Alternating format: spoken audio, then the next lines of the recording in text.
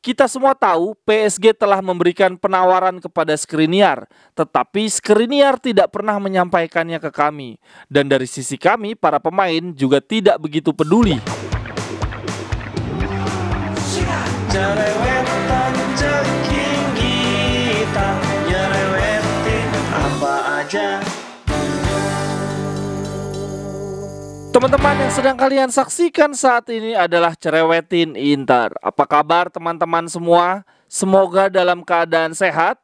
Selamat ulang tahun untuk center back kita, Francesco Acerbi. Pemain yang kedatangannya sempat diragukan, tapi sekarang malah menjadi pilar. Menurut gua, dia bahkan menjadi salah satu titik balik permainan kita. Dia membuat pertahanan kita menjadi lebih solid. Sejujurnya, gua sih sudah sedari awal ya merasa bahwa Francesco Acerbi akan sangat bermanfaat bagi Inter. Karena pertama jelas, dia bisa bermain sebagai center back tengah maupun center back kiri. Dan dari sisi kemampuan, menurut gua Francesco Acerbi adalah upgrade dari Ranocchia maupun Kolarov yang sebelumnya mengisi backup center back tengah maupun center back kiri. Dan yang menjadi nilai lebih dari Acerbi adalah dia sudah mengenal gaya main Inzaghi. Bahkan ketika di Lazio eranya Inzaghi, Acerbi adalah salah satu back terbaik di Serie A. Kalau pendapat teman-teman sendiri tentang Acerbi gimana? Silahkan tuliskan di kolom komentar. Nah, di Cerewetin Inter hari ini gue mau bacain beberapa statement menarik yang disampaikan Acerbi, karena kemarin dia baru aja ada sesi wawancara eksklusif dengan Gazzetta dello Sport. Acerbi bercerita banyak hal ke Gazzetta, ada tentang pengalaman dia melawan rasa sakit dan menghadapi tantangan, ada tentang Liga Champion maupun tentang Skriniar. Oke, langsung aja gue cerewetin satu persatu. Yang pertama, dia ditanya oleh jurnalis tentang peluang Inter di Liga Champion karena minggu depan kita akan menghadapi Porto. Acerbi menjawab,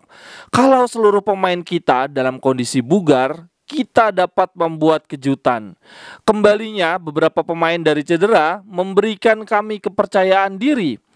Porto adalah tim yang kuat dan bermain dengan pendekatan fisikal, tapi kita pasti mampu mengalahkan mereka.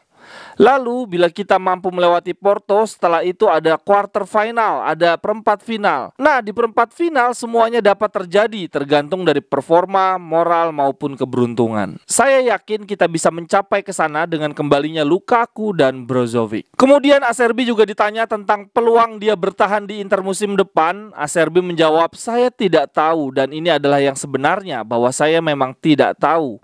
Namun saya akan senang bila bisa bertahan. Saya baik-baik saja di sini. Tentu saja saya ingin ada kepastian. Di Juli nanti saya akan tahu kemana saya akan berlabuh. Semoga segera ada solusi untuk penebusan transfer saya ke Inter. Saat ini usia saya sudah menginjak 35 tahun. Tapi dari sisi fisik dan mental saya baik-baik saja. Lalu Acerbi juga ditanya pandangannya tentang situasi yang dia hadapi saat ini. Acerbi menanggapi begini, selalu ada tantangan di dalam hidup dan itu justru yang menolong saya. Tantangan pertama dalam hidup saya hadir melalui ayah.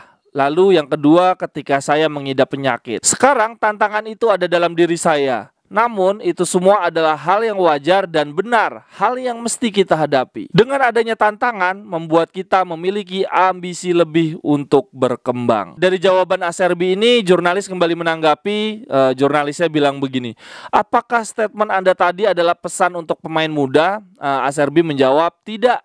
Itu adalah pengalaman pribadi saya. Sebelumnya saya pernah mengidap 2 tumor, lalu saya mendatangi fisioanalis. Fisioanalis tersebut menjelaskan ke saya tentang bagaimana cara bereaksi terhadap masalah atau tantangan dan langkah apa yang perlu saya ambil. Hal yang saya dengar dari fisioanalis tersebut, dari orang-orang yang merawat saya, akan saya sampaikan juga ke semua orang, termasuk orang-orang yang ada di dalam tim saya. Nasihat yang mereka berikan kepada saya seperti ini, kelilingi dirimu dengan 2-3 orang yang dapat dipercaya dan memahami apa yang kamu inginkan dalam hidup. Jangan pernah pikirkan kamu akan bermain atau tidak. Fokuskan untuk memberikan segalanya, maka sooner or later, cepat atau lambat, kamu akan mendapatkan kesempatan untuk bermain. Bagi seorang pesepak bola, ketika kamu sedang kesulitan, maka kamu harus berjuang. Sebaliknya, bila kamu tidak bereaksi apa-apa, tidak melakukan apa-apa, kalau toh kamu berganti tim, maka kamu akan tetap mendapatkan hal yang sama. Kamu tetap akan duduk di bangku cadangan, tidak akan mendapatkan kesempatan bermain. Benar sih ini yang disampaikan Acerbi ya. Seorang pemain sepak bola ketika sedang kesulitan, kesulitan menembus pemain inti, posisi inti, solusinya ya berjuang dulu, membuktikan diri. Karena kalau kita tidak membuktikan diri, tidak berjuang, mau pindah klub kemanapun. Lalu Acerbi juga ditanya tentang peluang Inter mendapatkan Scudetto. Acerbi menjawab, perjalanan masih panjang, ada pertandingan seperti ketika kita melawan Monza. Hal yang bisa terjadi kepada siapa saja, termasuk kepada Inter. Napoli bermain seperti mesin perang, tak terhentikan. Tapi saya tidak pernah bilang semuanya sudah berakhir. Kita masih punya peluang walaupun mungkin hanya sekitar 5%. Tapi kita harus percaya akan hal itu. Napoli akan ada momen-momen melambat seperti halnya ketika kita ditahan oleh Monza. Acerbi melanjutkan, dia bilang, sejauh ini kita kehilangan 5-6 poin. Tetapi masih ada fase kedua yang mana kita akan menghadapi laga yang sama kembali. Bila kita mampu meraih poin maksimal, maka saya yakin jarak akan semakin terpangkas. Acerbi juga ditanya pendapatnya tentang Inzaghi. Dia bilang, Inzaghi adalah sosok pelatih yang pintar, baik, empatik, dan selalu positif. Dia mungkin termasuk salah satu pelatih yang beruntung, tetapi keberuntungan tidak akan hadir bila kita tidak mencoba. Menurut saya, Inzaghi layak mendapatkan semua yang telah ia raih selama ini. Terlebih dia punya pengetahuan yang luas tentang sepak bola.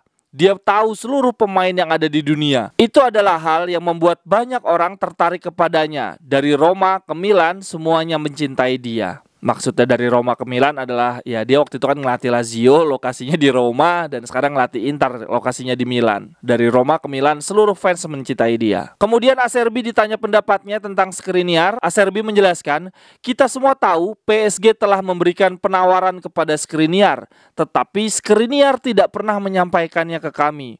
Dan dari sisi kami, para pemain juga tidak begitu peduli. Kami semua adalah pemain profesional yang punya komitmen. Namun sejujurnya saya sangat sedih ditinggal oleh Skriniar dan tidak akan mudah mencari penggantinya. Saat ini ada beberapa pemain muda yang bagus namun harganya mahal seperti Scalvini. Selain tentang Skriniar, Acerbi juga ditanya tentang para penyerang Inter. Ini sih agak nyebelin nih jurnalisnya. Jurnalisnya nanya gini ke Acerbi, di antara Lautaro, Lukaku, dan Dzeko, mana yang paling susah dikawal? Anjir, dari 4 penyerang Inter yang disebut cuma 3, Lautaro, Lukaku, dan Dzeko. Kan tega banget nih si jurnalisnya. Terus Acerbi jawab begini, sebuah kebanggaan bisa bermain bersama Lautaro.